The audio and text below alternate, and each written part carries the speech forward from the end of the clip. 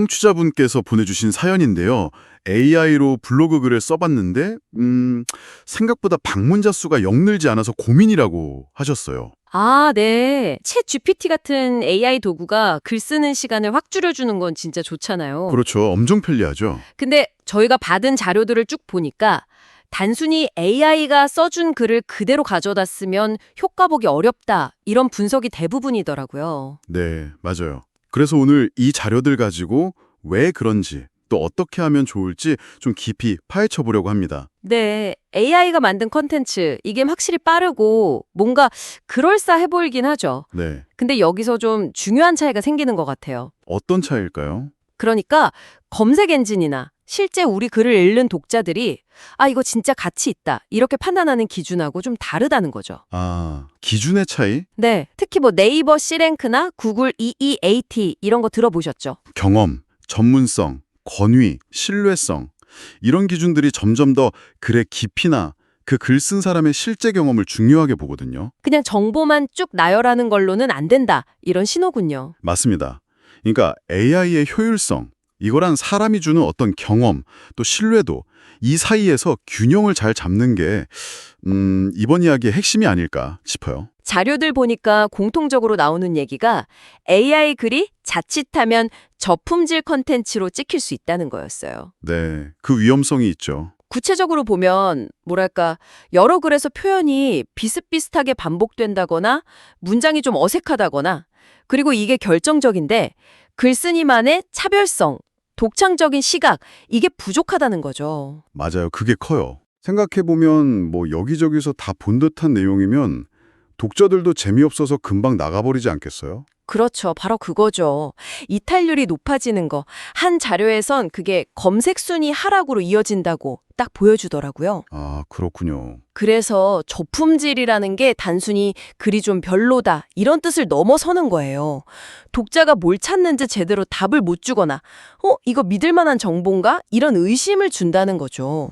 신뢰도 문제군요. 네. 특히 AI가 못하는 게 진짜 해본 사람만 아는 미묘한 감정이라던가 뭐 예상치 못한 문제를 이렇게 해결했다, 이런 생생한 이야기 있잖아요. 아, 네네. 그런 거. 그런 걸 담아내기가 아직은 어렵죠. 독자들은 솔직히 뭐 실패담이라던가 나만 아는 꿀팁, 이런 구체적인 걸 원하는데 AI 글은 좀 매끈하긴 한데 그런 부분이 부족해요. 그게 신뢰도 하락으로 이어진다. 네, 바로 그 지점이죠. 게다가 가끔 AI가 사실 아닌 정보를 막 그럴듯하게 지어내는 거, 환각 현상이라고 하죠. 아, 네. 들어봤어요. 이거 한번 걸리면 신뢰도 그냥 바닥치는 거죠. 치명적이에요. 그리고 또 다른 문제로 지적된 게 검색 엔진 최적화, 그러니까 SEO 구조가 잘 안 잡혀 있다는 점이었어요. 아, SEO도 문제죠. 단순히 키워드 몇 개 넣는 걸 넘어서 글 구조를 좀 명확하게, 뭐 소제목 같은 거 있잖아요. H2, H3 태그 이런 거 잘 쓰고 관련된 글 링크도 좀 걸어주고, 이런 기본적인 게 빠져 있으면 검색 엔진이 이 글이 뭐에 대한 건지, 얼마나 중요한지 파악하기 어렵다는 거예요. 맞아요. 제대로 인덱싱이 안 될 수도 있고요. 결국 아무리 열심히 글 써서 올려도 검색 결과 저 밑에 있거나 아예 안 나오면 사람들이 찾지를 못하는 거죠. 악순환이에요. 네. 그리고 플랫폼들도 뭐 네이버나 구글이나 너 AI 썼으니까 벌점, 이런 식은 아니에요, 아직은. 아, 그래요? 네. 그보다는 독자한테 도움 안 되는 저품질 글을 걸러내는 기준을 더 빡빡하게 만드는 추세예요.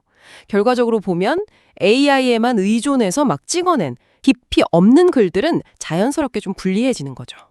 자연스럽게 도태되는 구조군요. 그렇죠. 한 보고서 보니까 구글이 업데이트하고 나서 경험을 강조한 사용자 후기 글들 순위가 눈에 띄게 올랐다고 하더라고요. 와, 경험이 진짜 중요하네요. 네. 자, 그럼 이제 중요한 질문이 나오죠. AI, 이거 편한데 이걸 쓰면서도 어떻게 이 문제들을 해결하고 방문자를 늘릴 수 있을까? 이겁니다. 해결책은 자료들 보니까 의외로 답은 좀 명확하게 나오고 있었어요.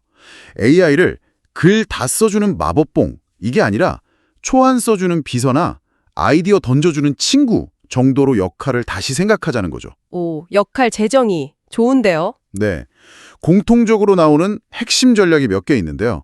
첫째는 무조건 나만의 경험을 넣으라는 거예요. 경험. 역시 경험이군요. 네, 뭐 제품 쓰다가 예상 못한 문제가 터졌다거나 아니면 남들은 잘 모르는 나만의 활용 팁이라든가 이런 구체적인 이야기를 한두 문단이라도 넣으면 글의 깊이나 진정성이 확 달라진대요. 맞아요.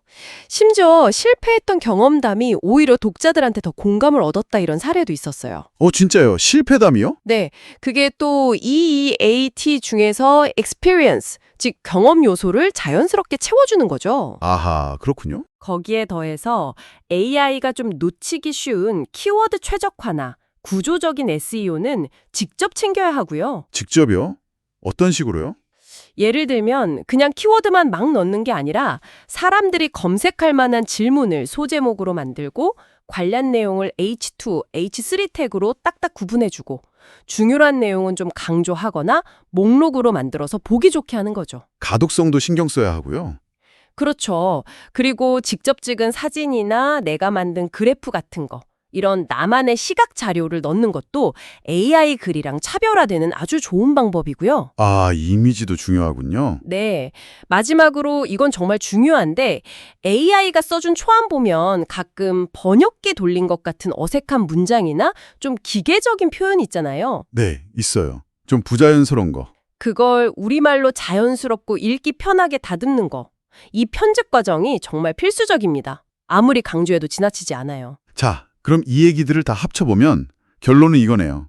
AI는 글쓰기를 도와주는 강력한 도구는 맞지만 그것만으로는 충분하지 않다. 네, 딱 그거죠. 시작점일 뿐인 거죠. 자료들이 말하는 성공적인 블로그 운영의 핵심은 AI의 효율성 플러스 나만의 진솔한 경험 플러스 전략적인 SEO 이 세 가지가 잘 어우러져야 한다. 이겁니다. 맞습니다. 시너지죠, 시너지.